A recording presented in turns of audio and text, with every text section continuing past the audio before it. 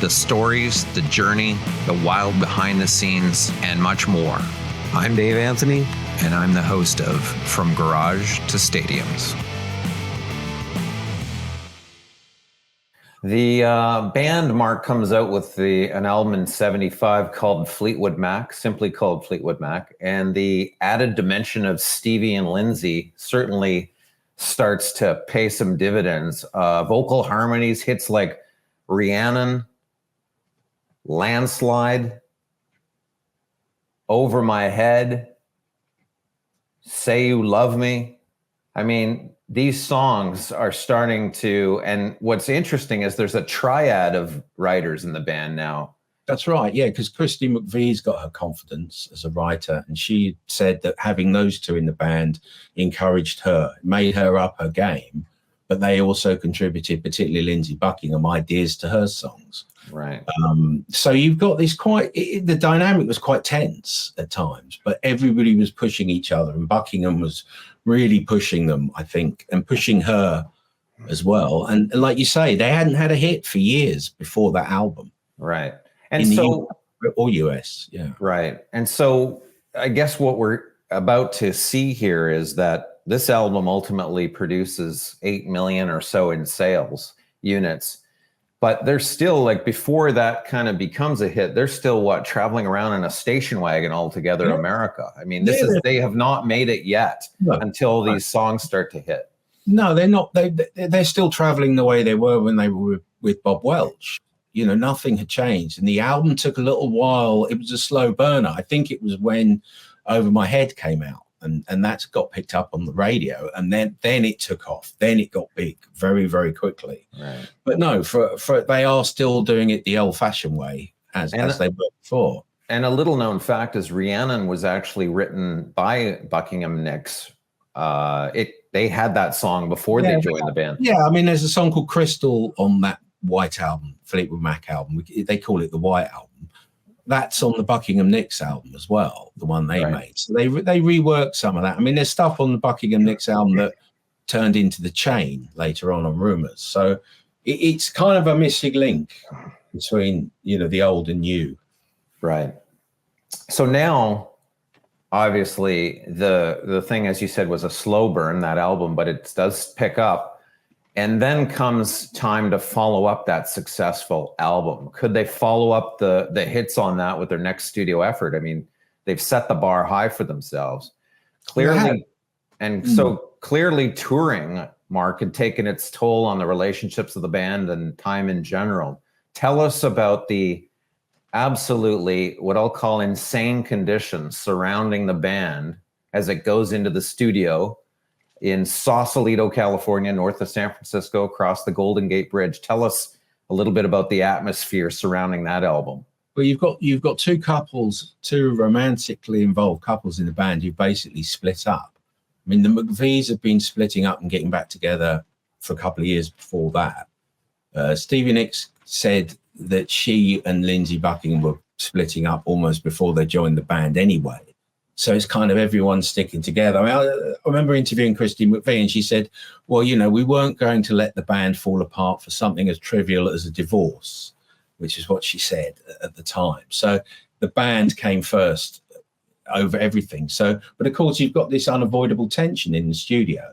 So, I remember Ken Kalat, the co-producer of Rumours, saying to me, he'd just be sitting there at the mixing desk. Suddenly he'd hear a commotion, and Christy McVie had thrown a glass of champagne in John McVie's face for something he'd said, or then Lindsey and Buckingham and Stevie Nicks would be singing these beautiful harmonies together at the microphone. And the minute the button went off, that's a take. The button went off. They just start screaming at each other.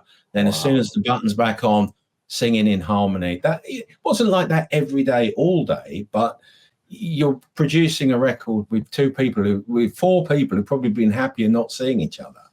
There's no escape. The relationships had ended, but they weren't able to get away from each other.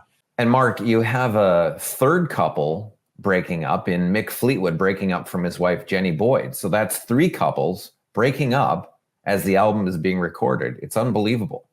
Yeah. And there's an added element. does Mick start seeing Stevie around that time? I think that's a little bit later. It doesn't help that she then, in between, she starts a relationship with Don Henley from the Eagles. And so, of course, that's like the Eagles are the biggest band. Eagles and Fleetwood Mac, aren't they? Like the two biggest bands in America. Right. And, Don Henley's afro is as big as Lindsey Buckingham. So you got two intense guys with big hair writing these songs, and he's gone off with the other one's misses. Yeah. I heard that Don Henley used to fly her in to wherever the Eagles were playing. He did once get a Learjet and fly her to the Eagles had a day off somewhere, and he flew her there. So of course you've got the added thing that not only is she split up with him, she's going out with the rival band. Right. So but then but a bit later she takes up with Mick Fleetwood. And the drugs starts to take a toll. I mean, I've heard stories about the recording of this album. Tell us a little bit about what starts happening with that. Well, I think there was a lot of recreational cocaine use, but when you speak to the band members, it's like any band, 4 or 5 people, some have their nose in the trough more than others. Not everybody was. Lindsey Buckingham swears blind he never did it as much as the others. Mick Fleetwood was an animal for it. There's absolutely no doubt about that. But, the stories get slightly exaggerated. I mean, they work ridiculously long hours in a studio with no windows. So they didn't know whether it was day or night. So that sort of adds to the disorientation, doesn't it? I heard that the drugs got worse later. But, yeah, there was definitely a lot of recreational cocaine use going on, especially on the road. Because, again, traveling long distances, playing a gig, staying up all night, then going and doing it all again the next day. Yeah. I mean, it started around that time and got steadily worse. Yeah. So with so much psychological overhead, I'll call it, it's a wonder that they even completed the album. The main songwriters, Christine McVie, Stevie Nicks, and Lindsey Buckingham, all brought their, baggage into their notebooks, penning songs that told stories about the circumstances. In fact, John McVie suggested calling the album Rumours because each of them was writing about each other in those journals. Yes. Let's go one by one through these songs rapid fire. And Mark, you tell us, you interpret the songs for the listeners, because I'm sure a lot of people have heard these songs and don't know the real story behind them. So what is Dreams about?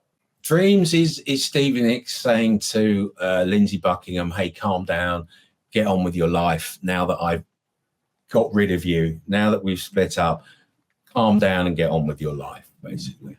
What is Go Your Own Way about?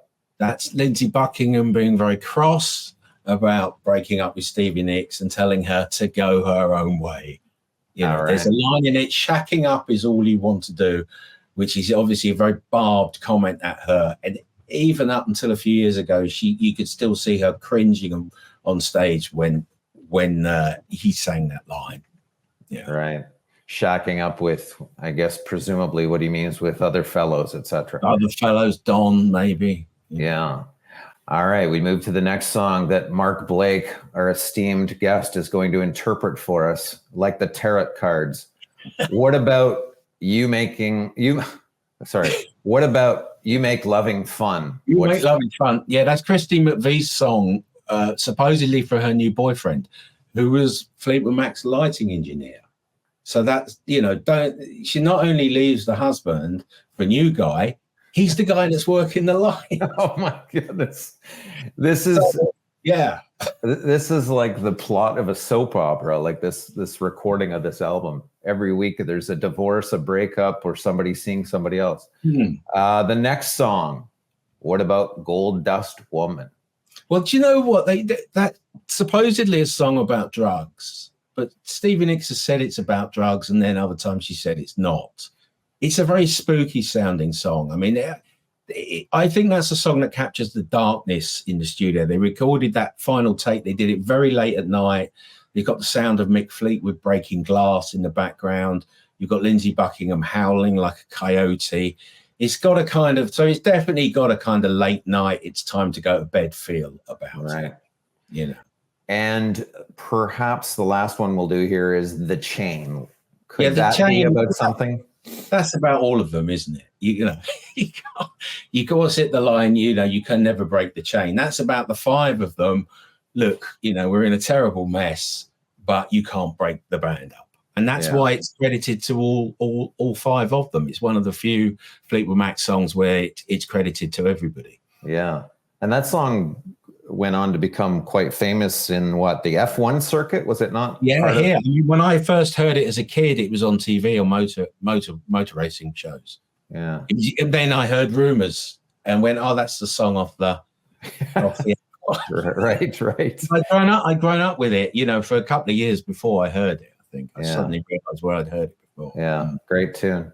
The resulting album, from all that turmoil that Mark's just described so well, the 1977 Rumours, produced 4 top US 10 singles and remained at #1 on the Billboard 200 for 31 weeks. It's the 8th best-selling album of all time. What is your perspective, Mark, and possibly those of the band, looking back on the impact of that album? Did they ever speak specifically about that? Well, yeah, they have done. Yeah, definitely. I think it's funny. It's one of those things where, although it's a massive album for them, when you speak to a couple of them, they claim that they prefer other ones to Rumours, even though that's the one that paid for their massive houses and cars. But, you know, I remember Lindsey Buckingham saying he preferred the White Album and preferred Tusk, which is the one that came afterwards.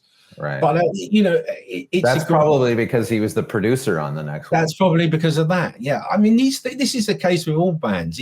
It's what happens in the studio while you're making the record influences your attitude towards it. We hear it as consumers, don't we? But you don't know the turmoil. Well, you could know some of the turmoil now.